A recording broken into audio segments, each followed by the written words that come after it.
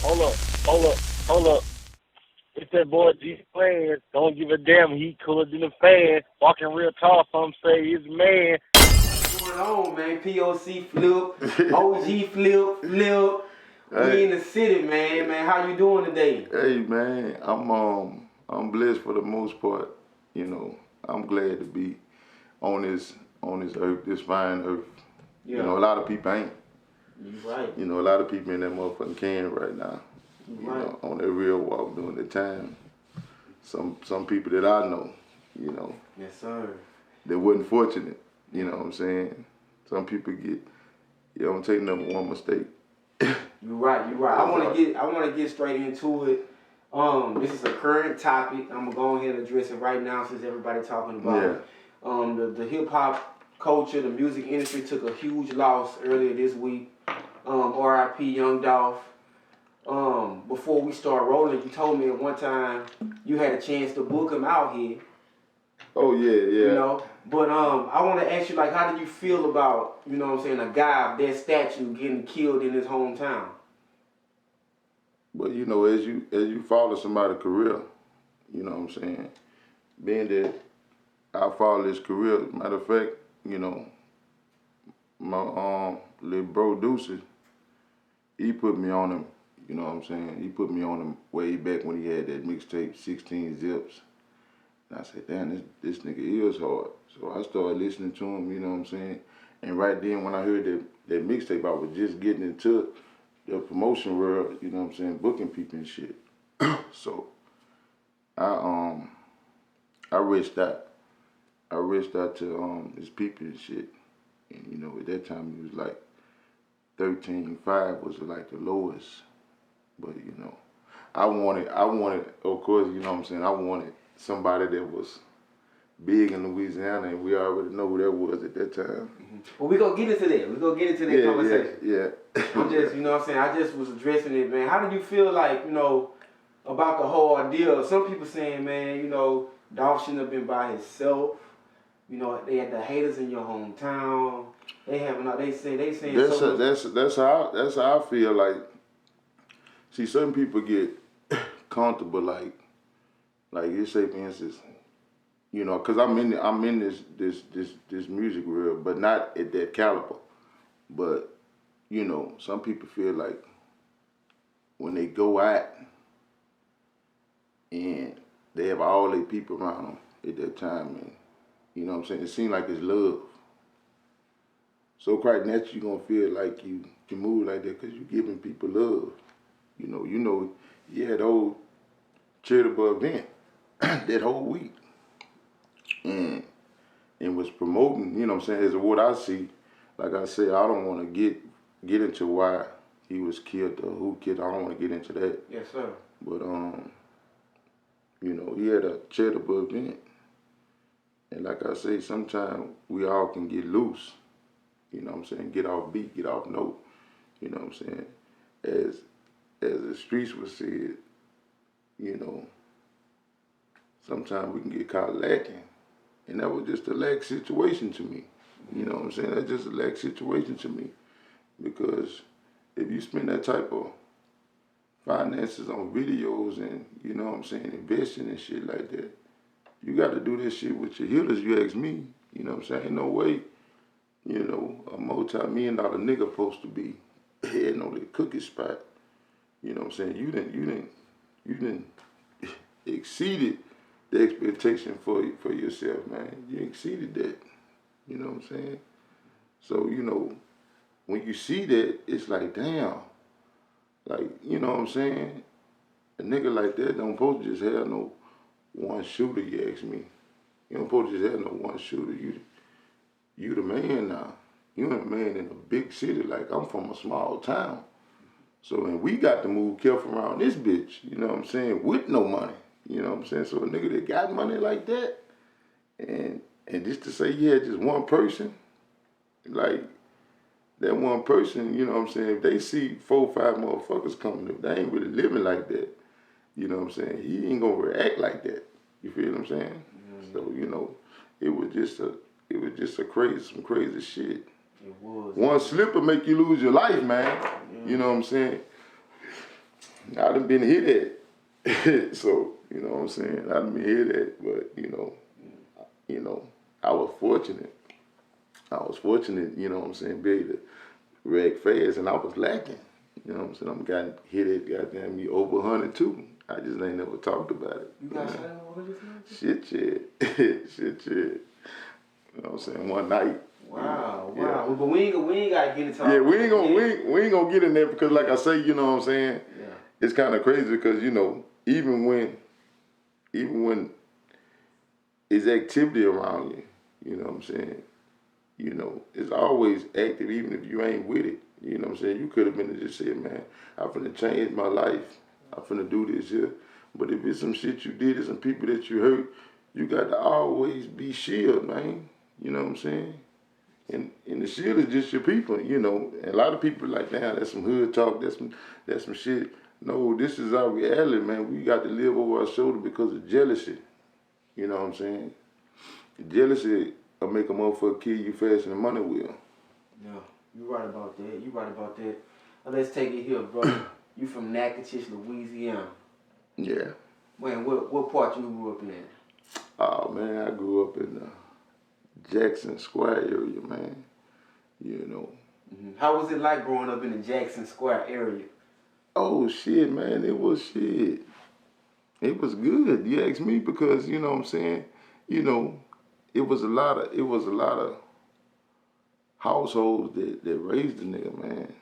You know what I'm saying? You got the Raymonds, you got the Robertsons and them, you know what I'm saying? You know, you got everybody. Mm-hmm. You know, the Hudsons, you got everybody. You know. What's the difference between the negatives right now, between the time that you was growing up and now? Like more opportunities. Why would you say? You know, for us, like with the teenagers, how the teenagers going on these jobs at an early age, like 14, 15 years old, you know, they getting hired, you know, they getting a lot of training, and then, you know, they got parents probably be working at a company or something. They bring their kids in, man, and show them the ropes. Like, it ain't have a lot of that shit when I was growing up. Like, kids riding Benzes and shit like that, man. You see some shit like that and flip your mind. Mm-hmm. Now, I don't want to just go in on your age, but what year are we talking while you was growing up in the city? No. In the 80s? No, I'm not that old. I'm still in my 30s. I'm just... Yeah, you know, I just remember a lot of shit. Like, even though I'm 38, it's like when I was growing up, it's like I was able to leave the house at an early age on feet and shit. 10, I was discovering the whole town, the trails, everything. I was, you know what I'm saying? So you was like a curious guy. What is that? Let me go check it out. No, because like I said, man, when you in a broken home, man, it's just your mom's and shit, and I got 2 other siblings as well. You know, when you're in that household and it's just one parent, you know, and I don't want to just so much blame it is that, but shit, my mama she was living in the street, like I was witnessing all kind of shit. She was beating up shit. You know what I'm saying? Selling dope, all kind of shit. You know what I'm saying? My mom was like a character type shit. Like she wasn't playing around. You know, I used to see my mama body slam bitches and shit. Like for real. You know. Mm-hmm. But you know, my mom's always, you know what I'm saying, she always did her best, so, you know, and I always try to do her best by the community too, in her way. You know what I'm saying? It might not be, you know, your actual way of doing things, your traditional way of doing things. But I get it. You feel what I'm saying? I had to get it, you know what I'm saying, fuck it. But when it got to the point where I didn't get it no more, you know, I had to jump that fence, man. I had to see what was out there, you know what I'm saying? You know. And one thing I can say, people may not think, but I know you love your city. Oh yeah, of course, without a doubt, because you know, when you go places, you can tell when a person is loved. You can tell when a person is organically loved, man. You know what I'm saying? When you go in a place and a person greets you and they say your name, even when you don't see them, they make sure that, you know, they present, be friendly, acknowledge you in a respectful manner. You know what I'm saying? Don't be with no humbug, nigga. Don't be loud talking, nigga. Don't be talking, you know what I'm saying, crazy, nothing like that. When you get to that point, then you love, like, for real, and it feel good. You know what I'm saying? Then people always ask, you know, when the next party, when this, when that, you know what I'm saying? That make me feel like I'm progressing in life a little bit. You know what I'm saying? I most definitely think you are. I want to ask you this as well. You are a pretty outspoken person. You know, you talk about your views with the music. You know, I want to ask you, like, what is your position? Are you a manager? Or you a CEO? Or you an artist? Or you a party promoter? Like, what's your position in the game right now? Or which one came first? Man, I'm going to tell you something. This fucking promotion shit ain't what people think it is, especially when you're not in no music market. Especially when you're I'm a small town. Let's make that clear. I'm going to put that little tight on there. A small town promoter. No backing, no sponsor, no deal, no bigging. Don't do no bigging. You know what I'm saying? We put our money in our own creation, man, our own, you know what I'm saying, endeavor. Like, we don't be tripping. Like, we put our money in ourselves. Like, we ain't got no deals, no, you know, got offers and shit. It's been offers and shit. Been even people, you know, come to me, man, let's sit down and do an interview. I like 2-3 interviews I could have did surrounding, you know what I'm saying, certain shit in my life. You know what I'm saying? People see shit and be really like, you know, want to capitalize. But I turn a lot of shit down. I turn a lot of shit down because, you know, not only that I'm in a local town, I don't want to say the wrong thing controversial before I get my big break. You know what I'm saying? Yeah. You know. I get it. So, what I'm saying though, like, are you the promoter first? But I'm not saying that I'm a promoter first because I've been part of the labor for, let's say 2000, yeah. You know, my boy Cash Flow, he was, you know, his real name is Jesse Medlock, but his rap name is like Cash Flow. But he had started a record store back in 2000. He had a record store on Boyz Street, a small record store. You know what I'm saying? You know, just like those sidewalk malls, those boutiques and stuff. Just had a little area, you know what I'm saying? Cash Register studio in the back. And, you know, he was doing numbers, you know what I'm saying?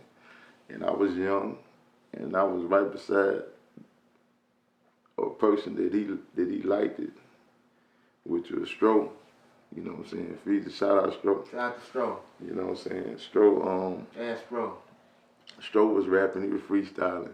You know what I'm saying? He had that H-Town swag down pat. You know what I'm saying? We was listening to Straight Profit every day. We were listening to Reg Shop every day. We were listening to Laugh Tip. We were listening to everything, you know, just the whole Houston sound. And, you know, we was just throwing a little bit of Louisiana in with it. You feel what I'm saying? But you can tell where our influences that came from. Yes, sir. So, you know what I'm saying? I was really like cheering for him on that because I seen how much it made him happy. You know what I'm saying? But Cash Flow he was a lot older, and he had the money to put into the record store. And not only that, studio equipment, he bought all kind of studio equipment, all kind of, you know what I'm saying, you know, in-house shit, you know, at the store shit, you know what I'm saying? So nigga couldn't say you ain't had no studio, you know what I'm saying? So when they got it jumping, they went to kicking out album after album, you know. Main Marley, Stro, even Jeff Lynne, he was dropping, you know what I'm saying? Him in this situation over there, they was dropping. But yeah, man, we was tearing the city up, you know what I'm saying? So that's where the love came from. That's where it all started. Yeah, you know, not just that, not just then, because we was always loved in our community. But that just gave us something to do, you know what I'm saying? You know, gave us something to look forward to, you know, and we wasn't just taking it serious, but we was doing us, you know, but the shit got real festive, man. Like people wanted wanted to continue to hear us. You know, them boys started getting shows. Them boys started meeting up with a lot of acts that's real big right now. Let's talk about it, man. You know Let's talk about it, man. Real big. We was having sit downs with Scarface, all kind of shit. We was in Rap Live Studios early on. You know what I'm saying? Early on. You know. And if I ain't mistaken, I believe House had a little situation with Scarface, because Scarface had his own little label. I think it was Skinny Gangster or something. So I think House ended up having a little situation with him. You know what I'm saying? So back then, so what record label was it? What? It was basically Thunderous. Thunderous, but that was like the first. Yeah, well no, the first one was Streetwise. So Streetwise. It was Streetwise. Then it went to Thunderous. Then it went to Thunderous. All right, y'all got that label. I knew about the Square Boys at the time. Yeah, they was on the Thunderous. They was on the Thunderous too? Yeah. I didn't know that. What other labels or other people was rapping at the time when all this transpired? Well, you had Unk them. You had Unk them, and then you had, let me see, it wasn't too many. It wasn't too many that I can just think of. They were just really putting, you know, top music marketing money. Like they were putting their own money into projects, man. They was buying shitload of CDs. You know, Lock was opening up for Rick Ross. You know what I'm saying? All kind of shit. The boys was going to the Ozone Awards. You know what I'm saying? They was everywhere. You know what I'm saying? You know, basically, you know, I sit out a lot of times. I wasn't just doing nothing. You know what I'm saying? Because I wasn't into it like that. I got into it when they started dying. You know what I'm saying? When they started getting killed. Like a lot of people I'm naming, they was getting killed. Like who? Like Throwback was getting killed. He was with us. You know, he got killed on some fluke funny shit. You know what I'm saying? Go Hard, he got killed on some fluke funny shit. You know, Mike C, he got killed on some fluke funny shit. Reason why I say fluke funny shit, because you getting killed by somebody that you know. That you know. You know what I'm saying? That's got to be the most fucked up shit. You get killed with somebody that you be with every day, you probably sleep in the same bed with.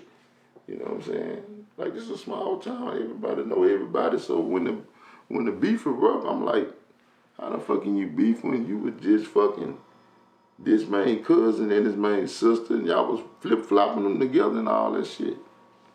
So why you wanna, you know, kill a man now? You know?